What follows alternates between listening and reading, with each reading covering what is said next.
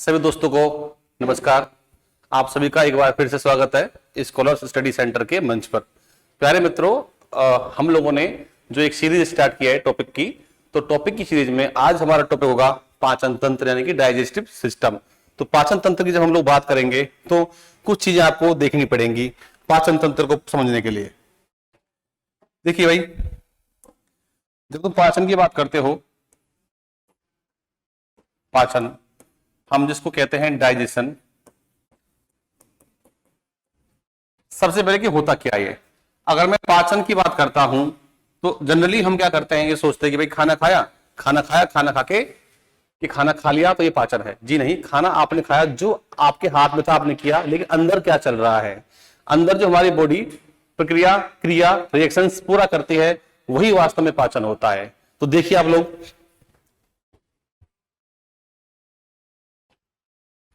आपने खाया खाना, खाने में क्या खाया, खाने में आप मान लीजिए आपने रोटी खाई, ठीक है, आपने रोटी चुपड़ा तो घी खा लिया। आपने जैसे कि सब्जी खाई तो सब्जी में थोड़ा सा आपने तेल में फ्राई किया, सब्जी तेल में फ्राई की तो तेल चला गया बॉडी में अंदर। और आपने सब्जी खाई, गाजर खा लिया, मान लीजिए टमाटर खा लिया, ठीक है, आपने आलू भी खा लिया, ठीक है, आपने दाल भी खा ली। तो ये सब चीजें आपने खाई, सलाद भी खा ली। तो रोटी से आपने रोटी खाई तो रोटी को आपने पहले तोड़ा, चबाया, दांतों से काटा, डाढ़ों से चबाया, तोड़ के चबा के, और लार ने उसको लुगदी बनाई और वो लुगदी आपने निगल ली। निगलने के बाद में, निगलने से लेकर अर्थात निगल लिया, वहां से लेकर अब जब मॉर्निंग में वो मल बन के बाहर निकलेगा तो उस खाने के साथ में क्या क्या हुआ, कौन कौन सी कंडीशन से खाना गुजरा, वो कंडीशन आपकी पाचन तंत्र के अंतर्गत देखी जाती हैं। तो रोटी के खाने से हमें मिलता है ग्लूकोज। क्या मिलता है? ग्लूकोज। रोटी खाते हो, गेहूं खाते हो तो ग्लूकोज मिलता है। तो रोटी से ग्लूकोज की प्राप्ति ही पाचन कहलाती है। मैं क्या बोल रहा हूं? रोटी से ग्लूकोज की प्राप्ति ही पाचन कहलाती है। ऐसे आपने घी खाया और तेल खाया, ये दोनों वसा होती हैं, फैट होती हैं, इनको वसा बोलते हैं। मैंने पोषण पढ़ाया इससे पहले, तो पोषण में मैंने फैट में आपको बताया था कि जब फैट पचता है, घी बॉडी में पचता है, तो घी के पचने से आपकी बॉडी में, अपनी बॉडी में एक बनता है फैटी एसिड,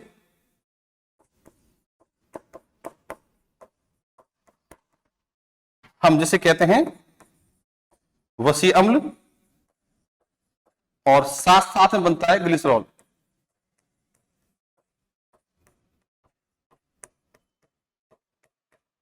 ये बना। तो घी के खाने से, तेल के खाने से उसका पाचन होगा, तो वसा जब पचेगी तो ये बनेगा। तो प्यारे मित्रों, रोटी का ग्लूकोज में टूटना ही पाचन कहलाता है, और घी तेल वसा का फैटी एसिड और ग्लिसरॉल में टूट जाना ही पाचन कहलाता है। और जहां तुम खाते हो, तो दाल खाते हो, दाल में होती है प्रोटीन। दाल में क्या होती है? प्रोटीन। तो दाल की जो प्रोटीन है, उस दाल का जो पाचन होगा, अर्थात प्रोटीन का जो पाचन होगा, इसके पचने से बनता है आपके अमीनो अम्ल। तो मैं कह सकता हूं दाल का पचना या प्रोटीन का पचना, अर्थात इनके टूटने से अमीनो अम्ल मिलना, ये इसका पाचन है। और मजे की बात यहां है, तो आलू में क्या होता है? आलू में होता है स्टार्च। स्टार्च जब पचेगा तो स्टार्च के पचने के बाद में प्राप्त होता है ग्लूकोज, ये होगा, ठीक है। और अब रही आपकी सब्जियां, गाजर, टमाटर वगैरह वगैरह, ये तो गाजर में क्या होता है? विटामिन। कौन सा? Vitamin A. तो दोस्तों, एक तो पानी, एक तो आपका जल, वाह, एक आपके विटामिन, ये मैं आपको पहले बोल चुका हूं। इन दोनों से एनर्जी प्राप्त होती ही नहीं है। इन दोनों एनर्जी कितनी मिलती है? 0 किलो कैलोरी, अर्थात मैं कह सकता हूं एनर्जी प्राप्त होती ही नहीं है। तो बात आप यहां क्या समझे? आप ये समझे कि रोटी के पचने से बना ग्लूकोज, आलू के पचने से क्या बना? स्टार्च आलू में होता है, क्या बना? ग्लूकोज। घी के पचने से क्या बना? आपका फैटी एसिड और ग्लिसरॉल। और दाल अर्थात प्रोटीन के पाचन से बनता है आपका अमीनो अम्ल। तो प्यारे दोस्तों, अगर आप देखोगे तो आप नोटिस करोगे कि बड़े बड़े जो मॉलिक्यूल है, अणु हैं, उनके टूटने से छोटे छोटे बन रहे हैं, क्योंकि आपका जो जैसे घी है, वसा बड़ा है और ये दोनों छोटे हैं। प्रोटीन बड़ा अणु होती है और अमीनो अम्ल आपके छोटे अणु होते हैं। देखो इसकी परिभाषा अपन कैसे कर सकते हैं। हम यहाँ पे परिभाषा कर सकते हैं इस प्रकार से, देखो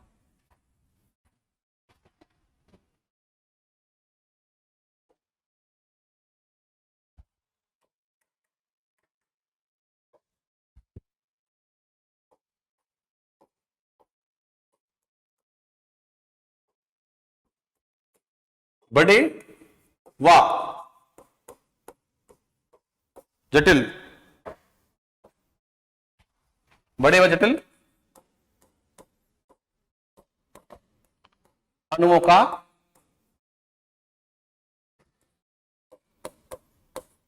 छोटे व सरल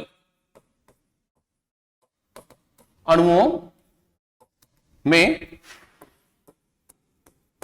टूटना ही पाचन कहलाता है।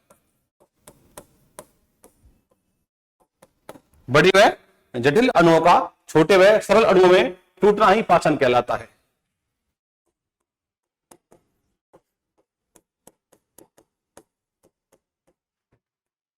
इंग्लिश में breakdown of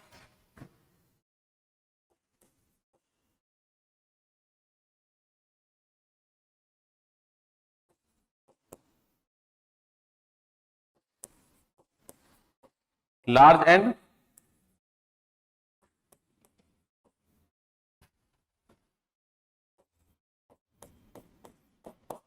complex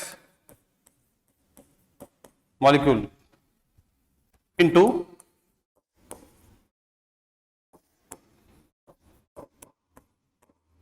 small and simple molecule।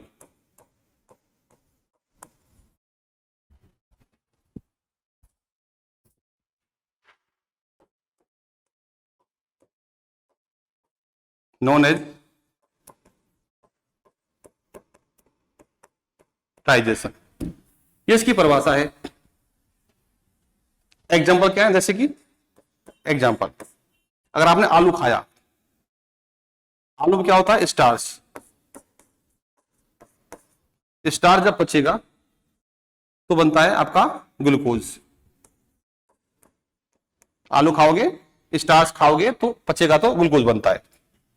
Starch क्या है, स्टार्च एक लार्ज एंड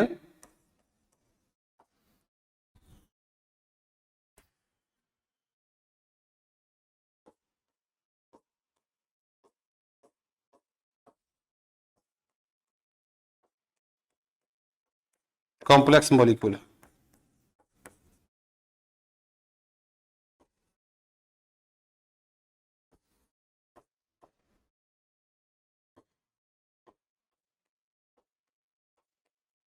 ये किसमें टूट रहा है, ग्लूकोज में, जो कि आपका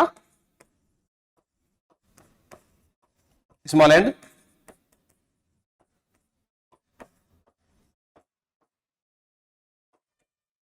मॉलिक्यूल है।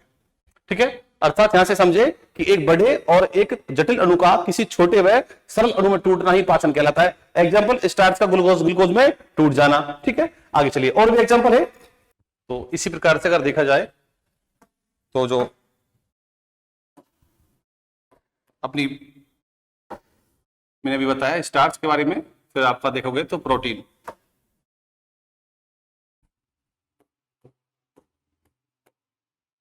प्रोटीन होती है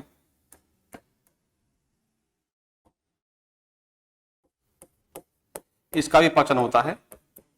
कैसे, प्रोटीन जब पचती है, प्रोटीन के पचने से हमें प्राप्त होते हैं अमीनो अम्ल।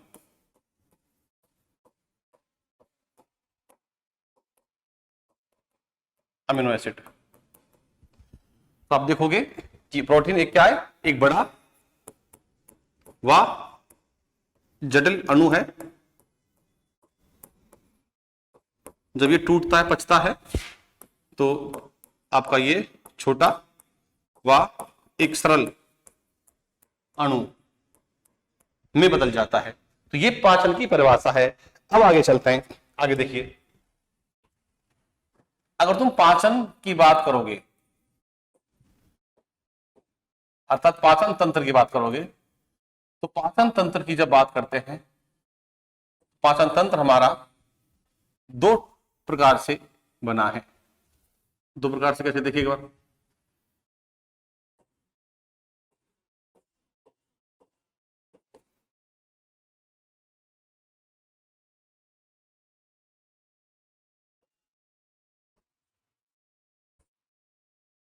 देखो, तुम पाचन तंत्र देखोगे तो पाचन तंत्र में एक आपका पार्ट होता है, हम जैसे कहते हैं सहायक अंग, ठीक है, यानी कि सपोर्टिव ऑर्गन।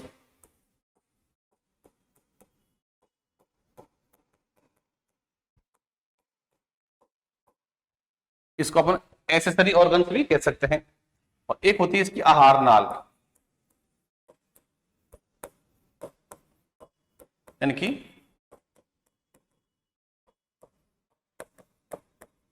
एलिमेंट्री कैनाल, ये हुआ। ठीक है जी, अब समझिए क्या होता है। देखिए, आप जब डायग्राम में देखोगे, गौर से देखो, क्या हमने जब खाना खाया, यहां से खाना जा रहा है, ठीक है,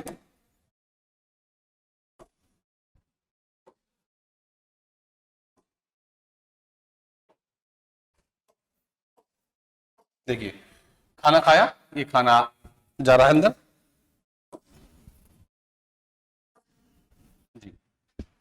खाना खाया, खाना इस प्रकार से अंदर जाएगा, ये आपकी भोजन नली, ईसोफेगस, और ये आपका आमाशय, स्टमक, ऐसे खाना जाएगा और जाते हुए पीछे से छोटी आंत में ऐसे आएगा, ऐसे छोटी आंत में ऐसे चलेगा, इस टाइप से।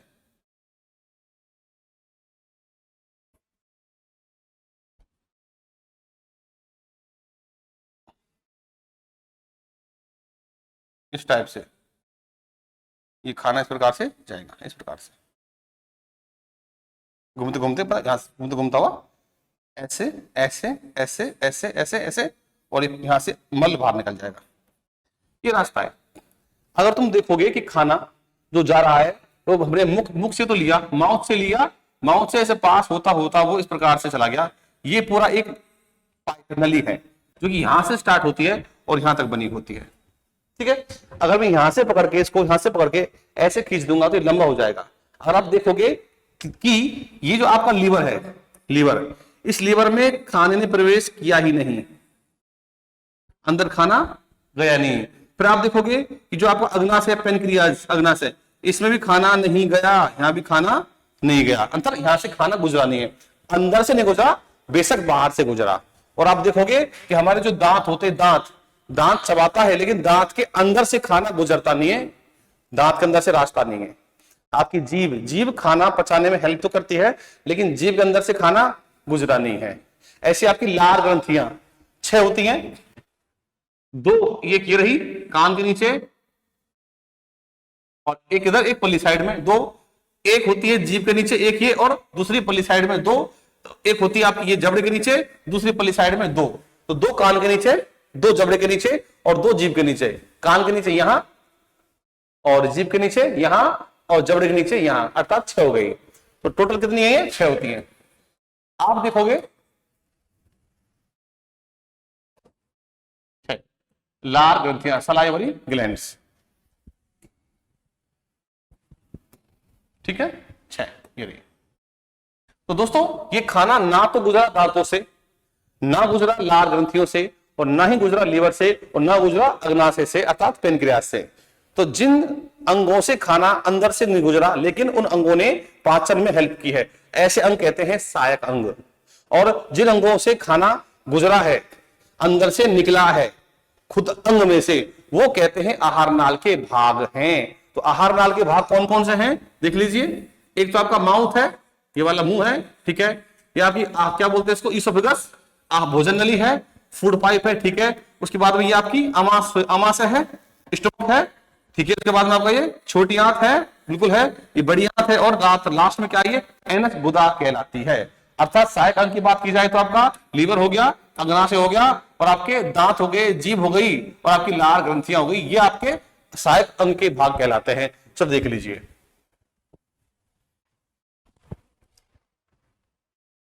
क्या करेंगे, इनमें से खाना गुजरता नहीं है, हेल्प करते हैं। कौन कौन से? पहला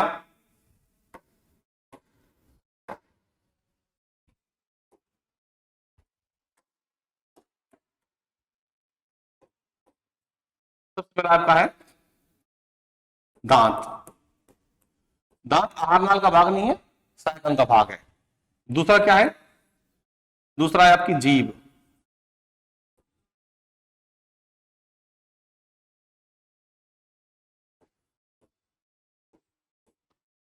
एक ही बात है, पहले ले लो, ये ले लो, लार ग्रंथियां।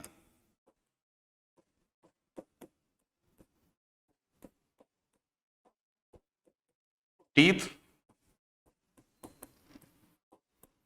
सलाइवरी ग्लैंड्स, जीव, अंग, ये चौथा यकृत, लीवर, पांचा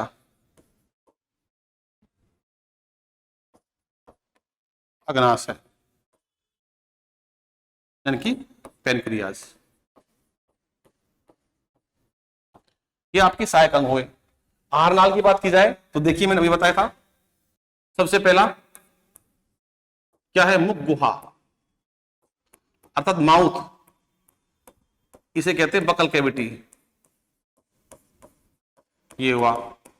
अच्छा देखिए बेटा,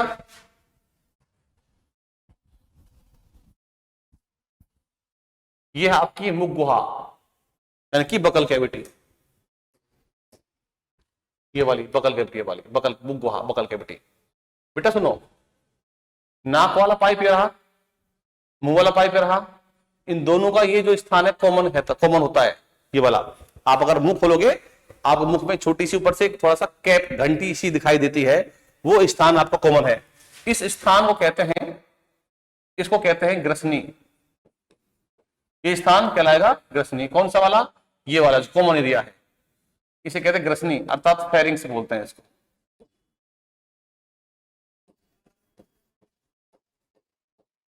ये कहते हैं इसको। और ये आपकी क्या है? भोजन नली यानी कि ग्रास नली।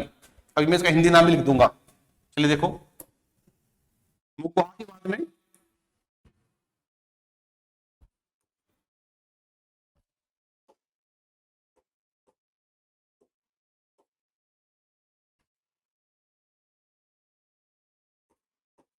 ग्रसनी भी क्या है? आहार नाल का भाग ही है, फेरिंग्स।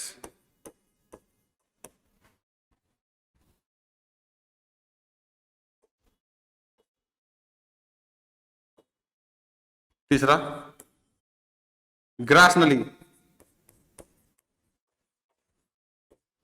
हम जिसे भोजन नली भी कहते हैं, इसोफेगस। इसोफेगस। उसके बाद में क्या आएगा आपका? आमाशय, स्टमक। ये आपके आहार नाल का भाग है। उसके बाद में पांचवा आपकी छोटी आंत।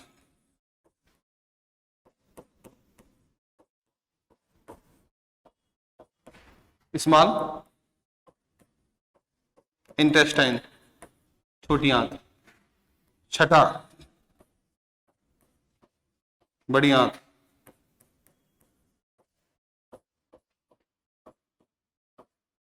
Large intestine. ये आपके आहार नाल के भाग हैं। पाचन की जब बात की जाती है तो एक तो आपके सहायक अंग हो गए, एक आपकी आहार नाल हो गई।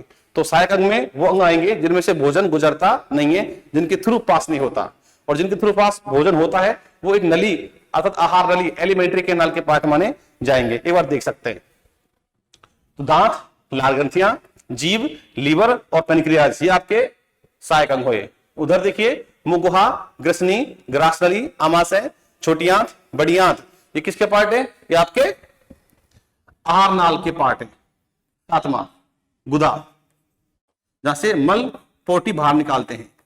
एनएस भी किसका पार्ट है? आहार नाल का ही भाग है। देख लीजिए, अब इसके कुछ नाम में लिख देता हूं। देखो, माउथ, माउथ को कहते हैं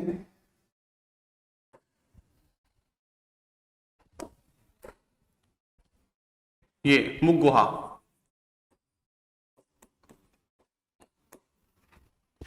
ये आपकी हुई लाल ग्रंथि,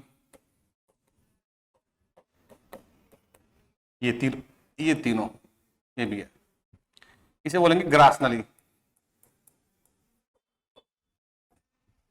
ठीक है, अमाशय, ईसोफेगस, ये आपका अग्नाशय, यकृत, ये पित्ताशय, छोटी आंत, ये बड़ी आंत।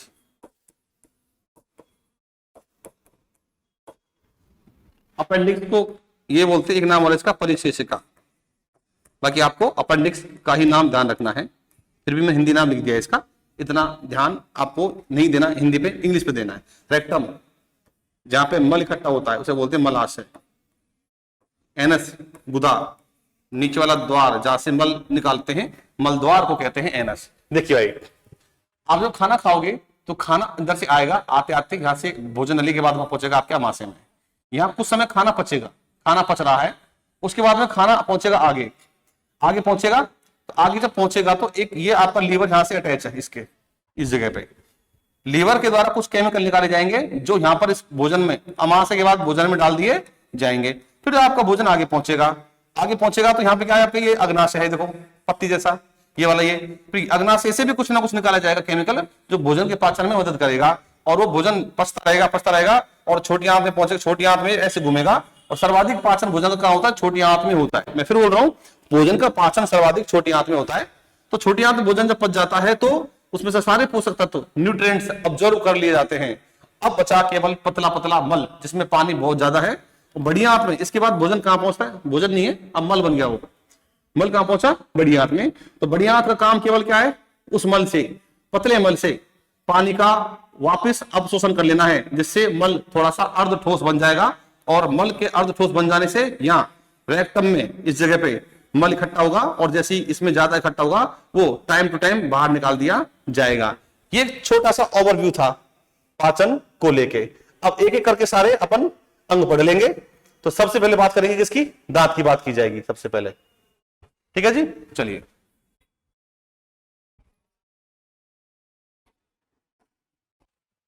दांत,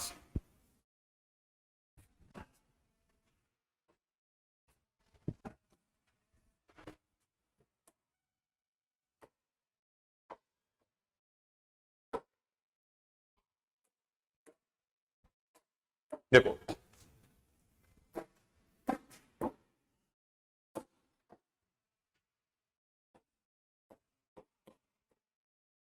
जब दांत की बात की जाएगी, दांत के लिए जो मेडिकल भाषा में वर्ड आता है वो आता है ओडोंटो। क्या आएगा? ओडोंटो। तो ओडोंटो मीन्स होता है दांत मेडिकल भाषा में। ठीक है जी।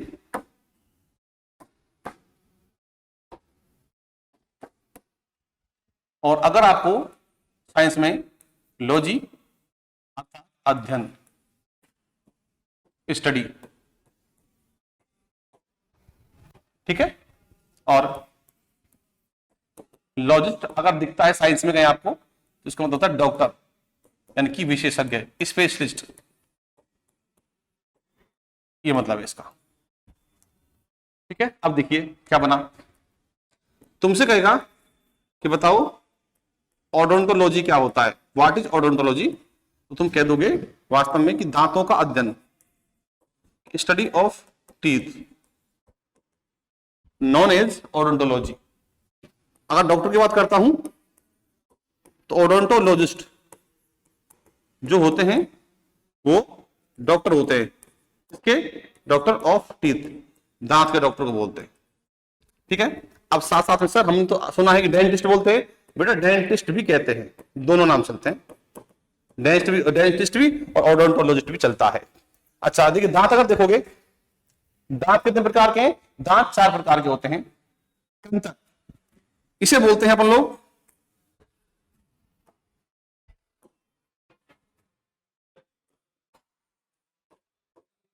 कृंतक बोलते हैं। ये रदनक होते हैं। ये इसको ये बोलते हैं, लो हिंदी लो, चवर्णक, और इसे बोलेंगे चवर्णक अर्थात पश्च चवर्णक। ये है। तो दांत के 4 प्रकार है, अपन पढ़ने वाले हैं। एक तो आपका कृंतक है, जो कि आपके आगे ये वाले काटने वाले, काटने को उतरने वाले, लास्ट में जो चीर फाड़ने वाले, गन्ना पकड़ा ऐसे फाड़ा, वो आपके रदनक होते, कैनैन होते हैं।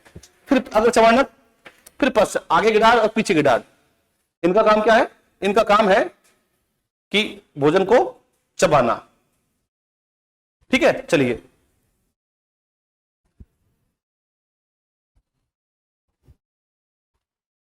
अगर मैं दांत की बात करता हूं, तो ये आपका दांत हो गया।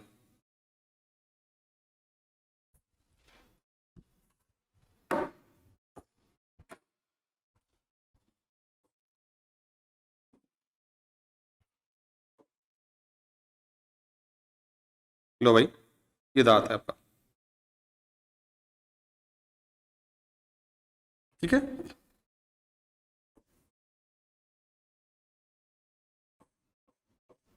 इस टाइप से।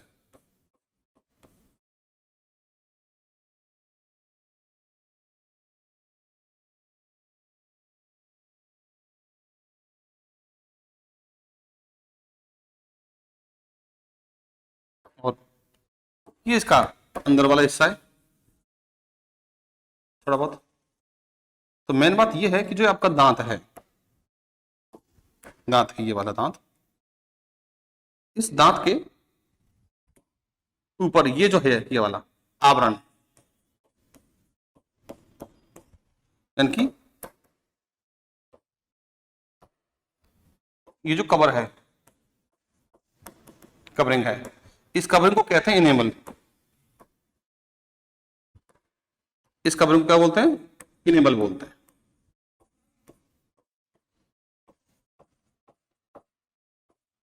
मेन बात ये है, क्या कहते हैं इसको? इनेमल बोलते हैं। ये आपका दांत हो गया। अब ध्यान देना है यहाँ पे कि दांत के ऊपर जो कवर पाया जाता है उसको अपन कहते हैं इनेमल। तो आपको ध्यान रखना है कि बॉडी का सबसे मजबूत भाग कौन सा है, तो आपको इसका नाम ध्यान रखना पड़ेगा, इनेमल ही है। अगर बॉडी के भाग की बात करें तो इनेमल, अगर मजबूत हड्डी की बात करें तो ये हड्डी नहीं है। हड्डी की बात करेगा तो आपका आएगा फीमर, सॉरी, हड्डी की बात करेगा आपका आएगा जबड़े की हड्डी। बॉडी की सबसे लंबी हड्डी तो फीमर बोलोगे, लंबी बोलोगे हड्डी तो फीमर है, मजबूत हड्डी बोलोगे तो जबड़े की हड्डी कहेंगे। अगर हड्डी ना बोल के बोला बॉडी का कौन सा भाग मजबूत है तो आप कहोगे इनेमल बोलोगे। ये आपको छोटी छोटी बातें ध्यान रखनी है। और कौन कौन सी है लीजिए।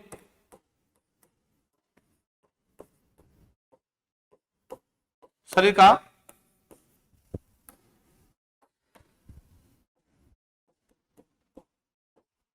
सबसे मजबूत भाग इनेमल, ये लीजिए। फिर बोलेगा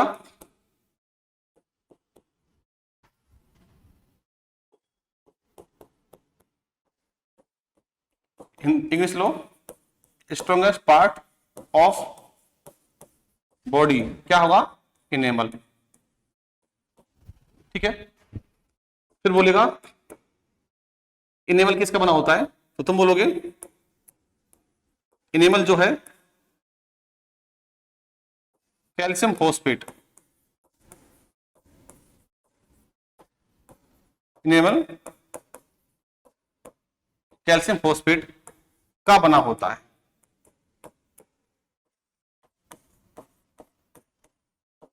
ये कहोगे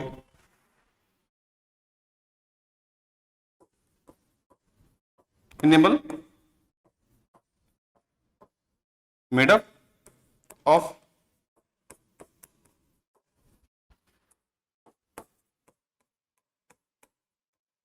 कैल्शियम फॉस्फेट। अच्छा ठीक, यही सुन लीजिए। शरीर की सबसे मजबूत हड्डी, क्या करोगे आप लोग? जबड़े की हड्डी।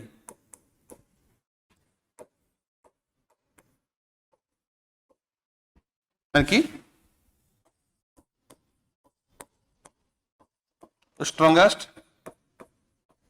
बोन ऑफ बॉडी, जो बोन, ये हुआ। तो याद रखोगे बेटा। हाँ, एक और,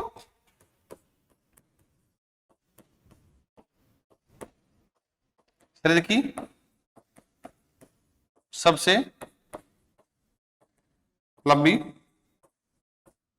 हड्डी, तो बोलोगे फीमर। और ये कहां की है? जांग की हड्डी है। ठीक है, तो लॉन्गेस्ट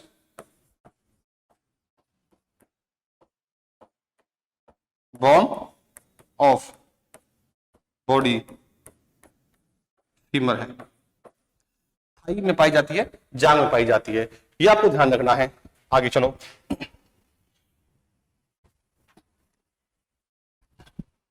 अगर ये पूछे इनेमल का रंग कैसा होता है, अगर इनेमल का रंग कैसा होता है, अगर रंग की बात करें तो रंग कैसा कैसा? हल्का पीला। कैसा होता है? हल्का लाइट येलो होता है, ये इसका रंग है। इंपोर्टेंट है, लाइट येलो। इनेमल जो होता है हल्का पीला होता है। हाँ, एक और रह गया, दांत में प्रोटीन कौन सी होती है?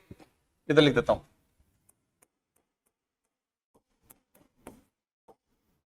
दांत में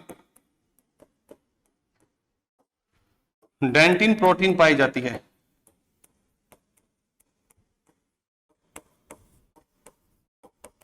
ठीक है, तो dentine protein present in teeth, ये लीजिए। अब आगे चलिए। तो दोस्तों, अगर मैं दांत के प्रकार की बात करता हूं, टाइप्स ऑफ टीथ की बात करता हूं, तो वही 4 प्रकार के हैं। एक,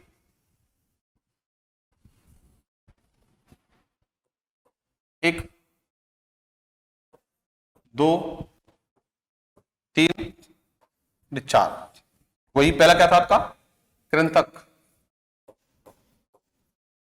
हम इसको कहते थे इंसीजर।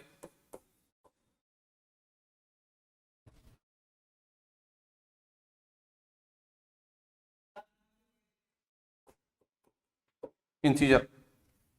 दूसरा रदनक, इनको कैनाइन कहते हैं।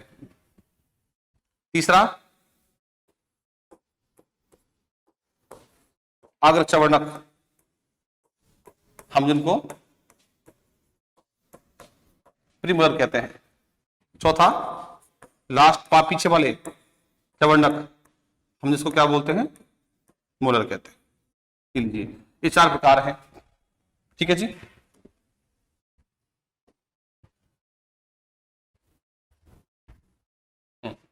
ये आपके देखो, एक कृंतक है, रदनक है, अग्रचवर्णक और पश्च।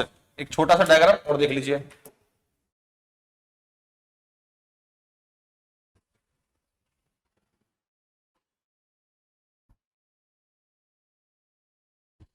ये आपका जबड़ा है, कोई भी ऊपर का नीचे का।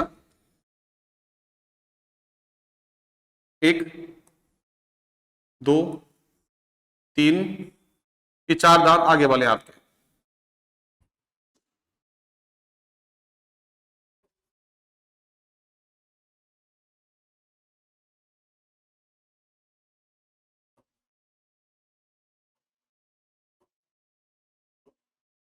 इधर आपके 4 आगे वाले।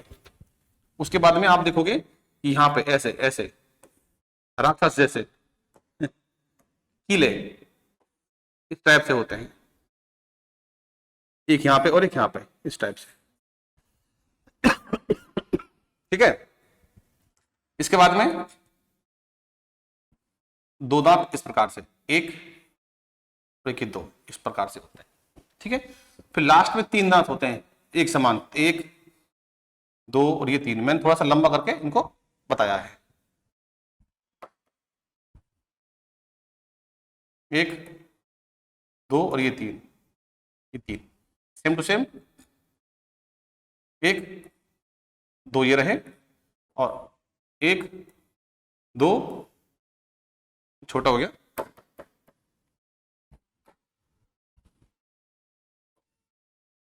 ये दो, एक, दो, तीन। देखिए ये वाले, ये चारों, ये वाले चारों, ये चारों जो दांत हैं इन्हें कहते हैं कृंतक, यानी कि इंसीजर।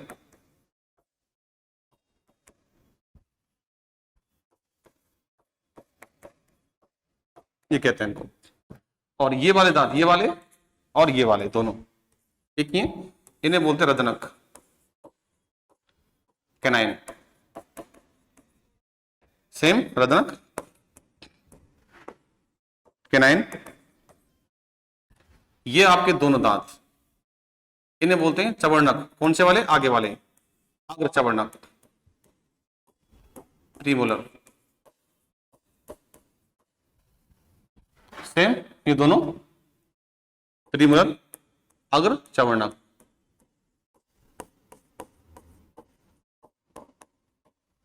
ये पीछे वाले तीनों, ये वाले तीनों, सेम ये वाले तीनों, इन्हें बोलेंगे मूलर, यानी कि चवर्णक।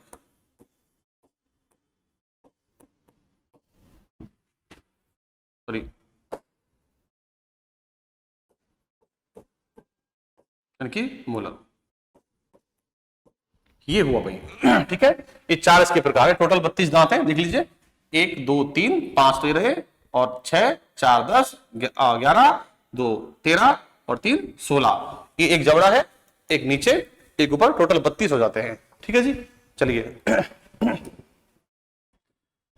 ये देखिए, इसके बारे में बात करते हैं। कृंतक, इनका काम क्या होता है? इनका काम होता है काटना और कुतरना।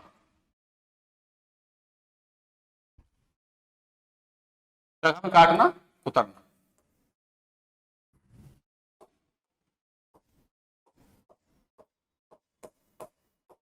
इनकी कटिंग, कटिंग का काम होता है।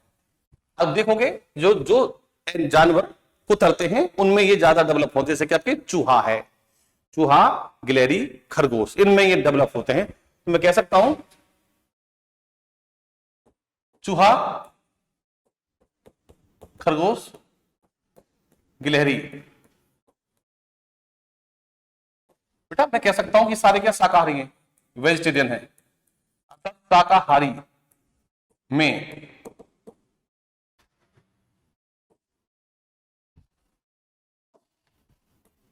में विकसित होते हैं। जो जानवर शाकाहारी होते हैं उनमें ये विकसित पाए जाते हैं। हमारे में भी 8 है, सामने से 4 ऊपर 4 नीचे। तो चूहा हो, गिलहरी हो, खरगोश हो, इनमें विकसित होते हैं। ठीक है, तो तुमसे को पूछे कि बताओ जो आपके वेजिटेरियन जो एनिमल्स होते हैं उनमें कौन से दांत डेवलप होते हैं, तो कहोगे आप लोग कृंतक दांत हैं जो इंसिजर डेवलप होते हैं, वेल डेवलप होते हैं। ठीक है, रदनक, इनका काम क्या होता है? चीरना फाड़ना। क्या काम है? चीरना फाड़ना इसका काम होता है, कि हम कोई चीरते हैं फाड़ते हैं, वहां ये काम आने वाले हैं। ठीक है, जैसे कि कह सकते हैं जैसे शेर, चीता, कुत्ता, भालू, ETC। मैं कहूं कि मांसाहारी,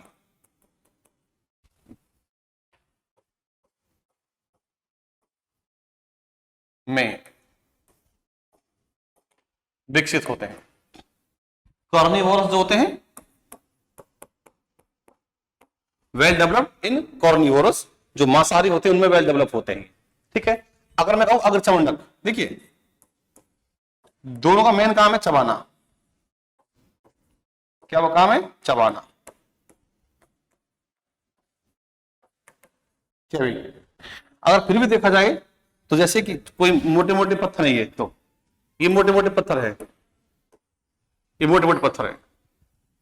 इन पत्थरों को हम लोग बजरी में चेंज करते हैं, तो पहले इनका क्या होगा? पहले इनको मोटे से पत्थर छोटे बनाए जाएंगे, उन्हें बोलते ग्राइंड करना और क्रश करना।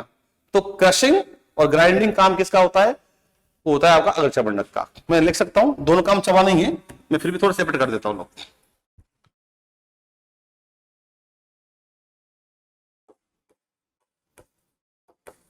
क्रशिंग व लो चबाना, ये कर दिया। ग्राइंडिंग, क्रशिंग एंड ग्राइंडिंग कर लो, क्रशिंग एंड ग्राइंडिंग। इसका काम क्या है? इसका काम प्योर चबाना है, चैविंग। तो बच्चों अगर चवर्णक हो चाहे चवर्णक हो, दोनों काम चबाने का है, लेकिन फिर भी प्रॉपर काम चबाने का आपका चवर्णक का है। और अगर चवर्णक जो होते हैं वो क्या करते हैं, बड़े जो भोजन के टुकड़े हैं उनको छोटे में चेंज करते हैं, और छोटे टुकड़े हैं जो अपने पीछे की डाढ़ में जाके बिल्कुल वो अपना एक लुगदी के फॉर्म में निर्माण उसका हो जाता है चबाने के बाद में। तो ये तो बात हुई बेटा किसकी, कि दांत के प्रकार क्या हैं। तो तुमसे बोले कि जो कार्निवोरस होते हैं मांसाहारी, उनमें कौन से दांत विकसित होते हैं, तो क्या कहोगे? रत्नक कैनाइन होते हैं। जैसे कि चीता है, शेर है, भालू है, इस टाइप से आपके जो है एनिमल्स उनकी बात की जाती है। अगर शाकाहारी की बात करें, जैसे कि आपका क्या है, जैसे कि आपका हिरण हो गया, आपका खरगोश हो गया, इन सब में क्या है आपका, इन सब में जो है आपका चूहा हो गया, गिलहरी है, इन सब में आपके कौन से हैं? करंतक, यानी कि इंसिजर्स है जो ज्यादा विकसित होते हैं। तो उनमें देखिए अगर आप देखोगे ना, तो खरगोश में आपके मांसाहारी दांत पाए जाते ही नहीं है, चूहे में भी मांसाहारी दांत नहीं पाए जाते हैं, इस टाइप से। अब आगे चलते हैं, चलिए ये दांत के प्रकार हैं। अब चलते हैं यहां से सीधा टीथ फॉर्मूला पे।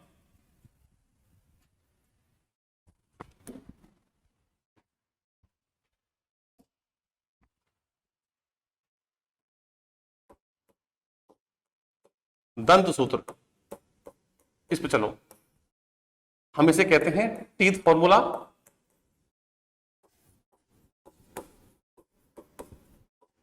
या कहेंगे इसको डेंटल फॉर्मूला, ये कहेंगे इसको। होता क्या है देखो, आप नोटिस करोगे यहां पे किस टाइप से, देखो ऐसे, ये आपके दांत हैं।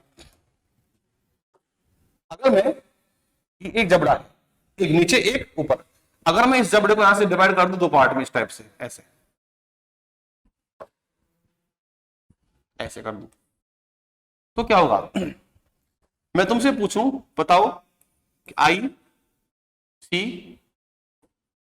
ध्यान रखना बेटा, इंसीजर को शॉर्टकट में आई बोल देते हैं, कैनाइन को शॉर्टकट में सी बोल देते हैं, इनको शॉर्टकट में क्या बोल देते हैं? पीएम बोल देते हैं, इनको शॉर्टकट में एम बोल देते हैं, नाम में स्पेलिंग के आधार पे। आईसी, पीएम और एम, इनकी बात की जाए तो एक जबड़े के आधे में, मात्र कितने में? इतने में, उधर या इधर, आधा अर्धांश ले लीजिए, हाफ पार्ट ले लो। बताओ आई कितने हैं? आई आपके हैं कितना? 2। और सी कितने हैं? आधे में, देखो आधे में, एक साइड देखो, इधर 2 1 2 3, 2 1 2 3, यहां भी इधर भी क्या है? 2 1 2 3 है, 1 2 और 3। ये तो बात है आधे जबड़े की, ठीक है। देखिए अगर ऐसे एक मुझे थोड़ा सा काट दो तलवार से, वैसे काटना नहीं, मजाक कर रहा हूं, गंभीरता से बात मत लेना, तलवार से काटा, ऐसे अलग किया, तो आधा जबड़ा नीचे आधा ऊपर, एक की बात करो, ठीक है। आधा नीचे आधा ऊपर, ये आधा नीचे, नीचे किसके? नीचे, बटा नहीं है, ये नीचे है, आधा नीचे आधा ऊपर, तो नीचे भी क्या होगा आपका? इस प्रकार से होगा, यानी कि आधे, ये जब ऊपर वाला आधा जबड़ा 2 1 2 3, नीचे का 2 1 2 3, तो 2 आपके काटने वाले, 1 चीर फाड़ने वाला, और 3 2 3 2 और 3 चबाने वाले, आधी की बात हो गई। देखो आधे में 2 1 2 3 बटे 2 1 2 3, इधर भी क्या सेम टू सेम है। अगर मैं ये एक हिस्सा हो गया तो इंटू 2 कर दूं, कैसे? इस टाइप से, लो इंटू 2, क्या समझे? 2 1 2 3 अर्थात 8, काउंट करो, ये 2 3 4 5 6 7 8 8 8 8 16, 8 बटे 8 मतलब 8 ऊपर 8 नीचे 16, और इंटू 2 कर दो तो क्या आएगा? 32 आ जाएगा। तो ये बेटा आपका है टीथ फॉर्मूला। देखिए क्या करोगे, तुमसे बोलेगा कि वयस्क, वयस्क पुरुष मानव कर दो, वयस्क मानव, महिला पुरुष दोनों आ जाएंगे इसमें। बेटा क्या होगा? वही क्रम है इसका, आई सी पीएम और एम। बेटा आपको लिख के दे या ना दे, ये चीज इसका क्रम फिक्स है, आगे आई फिर सी फिर पीएम फिर अब बाद में एम, ये क्रम देगा, हो सकता है ना भी दे। क्या करोगे 21 23 ऊपर वाले आधे जबड़े में, नीचे वाले में कितना सेम टू सेम 21 23, और एक साइड सेकंड साइड इधर वाला 8 8 16 इधर इंटू 16 इंटू 2 कर दो अर्थात प्लस 16 कर दो, तो 16 और 16 32 या 8 8 16 16 दूनी 32 इंटू 2 कर दो, क्या बना देखो 8 8 8 बटे 8 8 8 कितना हो गया 16 इंटू 2 32, तो देखो 3 2 5 6 7 8 8 बटे नीचे क्या 8 8 इंटू कर दोगे 2 2, तो 8 दूनी 16 8 दूनी 16 और 16 16 32, तो हमारे में दांत कितने होते हैं 32, 16 ऊपर 16 नीचे, यहां पे मैथ मत लगाना, ऐसे कर दो कि 16 16 गया लास्ट में एक बचा, ये नहीं होगा, ये तो भैया दांत गिन रहे हो, इसलिए ऊपर 16 नीचे 16 16 16 32। अच्छा अगर तुमसे बोले बताओ बच्चे में, तो बच्चे का क्या होगा, बच्चे में क्या होगा 21 0 2 बटे 21 0 2 इंटू 2 बराबर क्या आएगा देखो 3 2 5 5 बटे 3 2 5 5 इंटू 2, 5 दूनी 10 ऊपर दांत होते हैं 10 नीचे होते हैं, टोटल कितने दांत हो गए 20 हो गए बच्चे में। आप देखोगे बेटा जो बच्चा है ना, बच्चा ये बच्चे का जबड़ा है, ठीक है,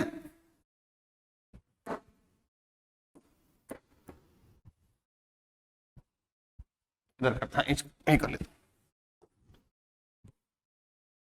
ये जबड़ा बच्चे का, आप देखोगे 2 2 आधे में देखो एक 2 दांत ये रहे, एक ये रहा एक ये रहा, बेटा यहां पे दांत नहीं है, यहां दांत खाली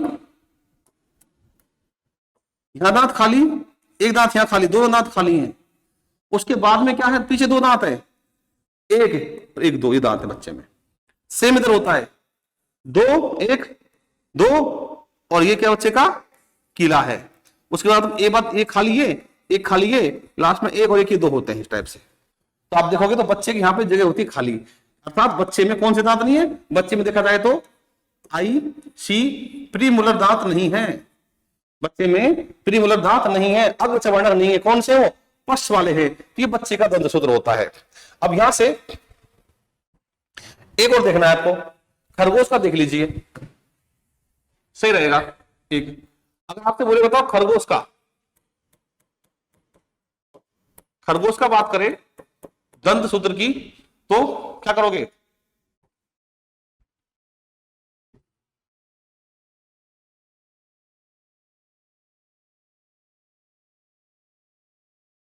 एक हाथी की,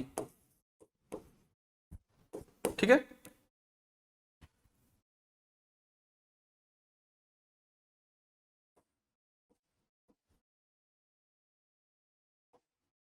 बीस 33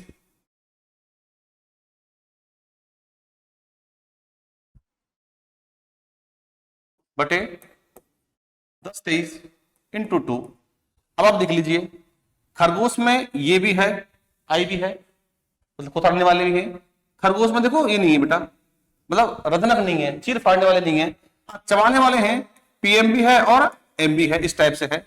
चलिए देखो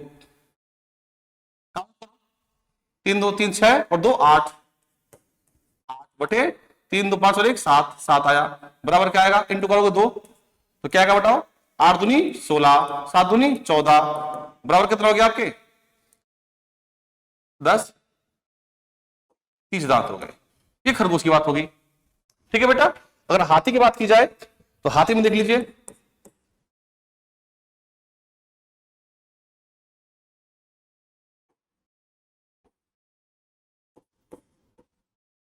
ये हाथी का हो गया, काउंट कर लो 3 3 6 बटे 6 देख 7 इंटू करोगे 2 बराबर 6 दूनी 12 7 दूनी 14 क्या आएगा बड़ा 4 2 6 और ये क्या आ गया 26 दांत हो गए। तो इस टाइप से आप अगर देखोगे टीथ फॉर्मूला तो आपको दिखाई देगा कि जो आपके इंसान का है, जो 21 23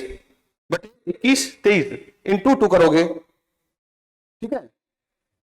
अगर बच्चे की बात करेगा तो 21 02 ये करोगे, ठीक है। अगर आपसे खरगोश की बात करेगा तो 20 33 बटे क्या हो गया 10 23 करोगे। इससे आपका जो निकलेगा लास्ट में 30 दांत निकलते हैं, इनको थोड़ा सा ध्यान रखोगे, ठीक है भाई। अच्छा, हाथी की बात करता है तो 0033 बटे 10 33 इंटू 2 कर दोगे, टोटल 26 दांत होंगे। नेक्स्ट देखिए एक पॉइंट और,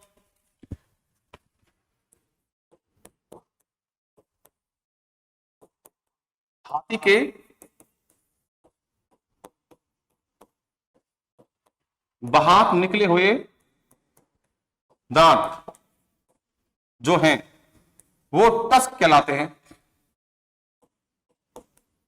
टस्क, जो दांत हाथी के बाहर निकल जाते हैं उन्हें क्या बोलते हैं, उनको टस्क कहते हैं, याद रखोगे। तो तुमसे बोले कि टस्क क्या होता है, जब टस्क की बात करेगा तो तुम ये कहोगे हाथी के जो दांत बाहर की साइड निकले हैं हम उनको टस्क कहते हैं, ये आपको ध्यान रखना है, ठीक है। और आपसे बोले बताओ कि जो टस्क है वो किस काम आते हैं, तो टस्क की बात करेगा तो आपने एक गेम देखा होगा स्नूकर पूल, जैसे कि एक बड़ी टेबल होती है उसमें गेंद पटक दी, लंबा सा डंडा होता है, उससे उसको ऐसे करके ऐसे मारते हैं। अभी गूगल कर लो मालूम चल जाएगा। मैं कह रहा हूं कि जो टस्क है हाथी के दांत अर्थात, ठीक है, टस्क से स्नूकर की गेंद बनाई जाती है।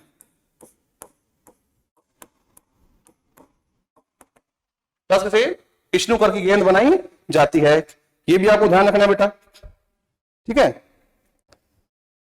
तो अगर टस्क की बात करेगा तो स्नूकर की बात करेगा।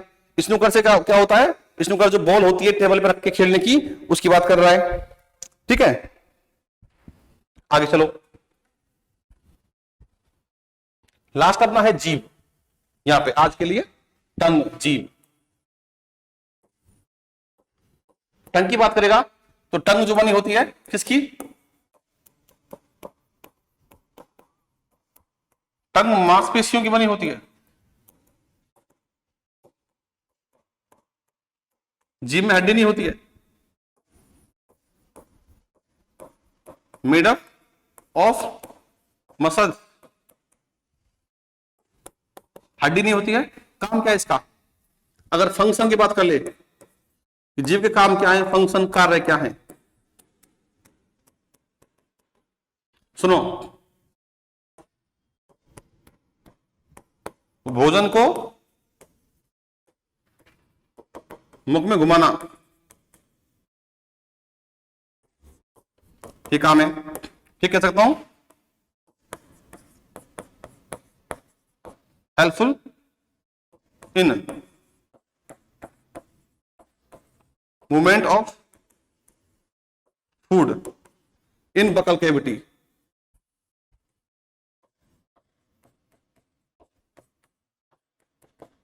ये काम हो गया। और क्या काम है, एक काम ये हो गया। दूसरा, बोलने में सहायता करना, बोलने में सहायक होती है, हेल्पफुल होती है बोलने में। तीसरा काम क्या है, स्वाद चखना, स्वाद चखना इसका काम होता है। अगर स्वाद चखने की बात आती है तो ये जीभ है, और स्वाद देख लीजिए, ये तो स्वाद कौन सा, मीठा वाला है।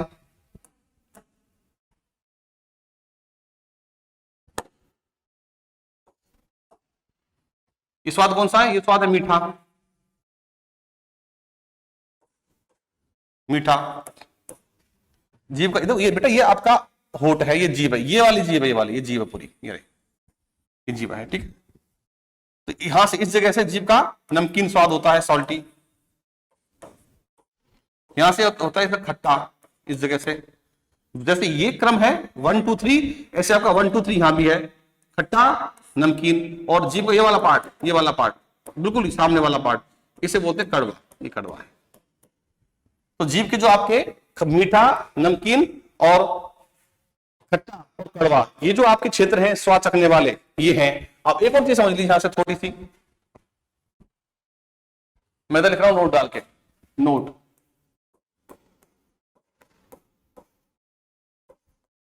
जीभ पर स्वाद कलिकाएं पाई जाती हैं। जीभ पर स्वाद कलिकाएं पाई जाती हैं। ये संख्या, बेटा संख्या कितनी होती है? ये लगभग 10,000 होती है, 10,000 में। स्वाद कलिकाएं क्या बोलते हैं? इनको बोलते हैं टेस्ट बड्स बोलते हैं। और काम क्या है इसका? काम होता है चखना। एक और बात सुन लीजिए, बच्चे, बुढ़े और महिलाओं, बच्चे, बूढ़े और महिलाओं में स्वाद कलिकाएं जो होती हैं ज्यादा सक्रिय एक्टिव होती हैं। ठीक है, बच्चे, बूढ़े और महिलाओं में। लेकिन जैसे ही बच्चा बड़ा होता है, जो कि पुरुष बन जाता है, एडल्ट मेल, तो एडल्ट मेल में स्वाद कलिकाएं थोड़ी सी निष्क्रिय होती हैं। अगर आपने देखा होगा तो आइसक्रीम खाते समय एक महिला 2, 4, 5, 7 फ्लेवर गिरा देगी बैठे बैठे, खड़े खड़े, लेकिन पुरुष को आइसक्रीम में कोई खासा स्वाद नहीं आता है, क्योंकि पुरुष की स्वाद कलिकाएं इतनी स्ट्रॉन्ग एक्टिव नहीं होती हैं जितना बच्चे की, बुढ़े की और महिलाओं की होती है। तो यहां से मालूम चलता है कि बच्चे जो होते हैं चटोकड़े होते हैं, बाबा लोग भी चटोकड़े और महिलाएं भी चटोकड़ी ही होती हैं, क्योंकि स्वाद कलिकाएं सक्रिय ज्यादा है, इसलिए ऐसा मैं आपसे कह रहा हूं। चलिए एक बार देख लीजिए टीथ फॉर्मूला जो आपने देखा। मानव में कितना है? 21, 23, 21, 23 इंटू 2 अर्थात 32 दांत। बच्चे में कितना है? 2102, 2102 अर्थात टोटल 20 दांत। अर्थात बच्चे में प्रीमोलर है ही नहीं। आगे चल के आते हैं, ठीक है जी, आगे देखो। उसके बाद में खरगोश का 20, 33, 10, 23 टोटल करेंगे तो 3 और 3 4 2 8, 3 2 5 और 1 5 और 1 6, सॉरी ये 7 लिखा दिया, ये 6 है।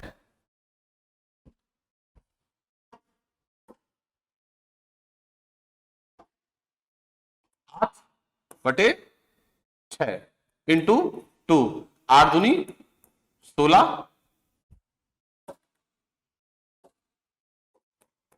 16 बटे 12, 28 आ गया, ये ठीक है। हाथी में देखो तो 0033 और 1033 इंटू 2 यानी 3 3 6 और 6 1 7 दूनी, आपका टोटल कितना हो गया? 6 दूनी 12 और 7 दूनी 14, 4 2 6 और 1 1 2 26 हो गया। इस प्रकार से आपको टीथ फॉर्मूला देखना है। अब यहां से और सुन लीजिए एक बात और, मानव के जीवन में 2 बार दांत आते हैं। इनको कहते हैं अपन लोग कि एक बार आते हैं आपके टेम्पररी टीथ, जिनको दूध के दांत भी कहते हैं और स्थायी दांत भी कहते हैं। उसके बाद आते हैं स्थायी दांत जो कि परमानेंट टीथ कहलाते हैं। ये आपको ध्यान रखना है, ठीक है बेटा। तो ये थी कुछ दांतों के बारे में बात। और जीभ की बात, हम पाचन तंत्र पढ़ रहे हैं और आज हमने जो स्टार्ट किया था सहायक अंग में, हमने एक लिया था दांत और एक लिया था जीभ, इसके बारे में चर्चा की थी। और कल हम बाकी सहायक अंग जैसे कि लार ग्रंथियां और लीवर, अग्नाशय के बारे में पढ़ेंगे। उसके बाद में आहार नाल पर चर्चा करेंगे। फिर मिलते हैं बेटा अगले लेक्चर में और इसी टॉपिक के साथ में। तब तक के लिए नमस्कार।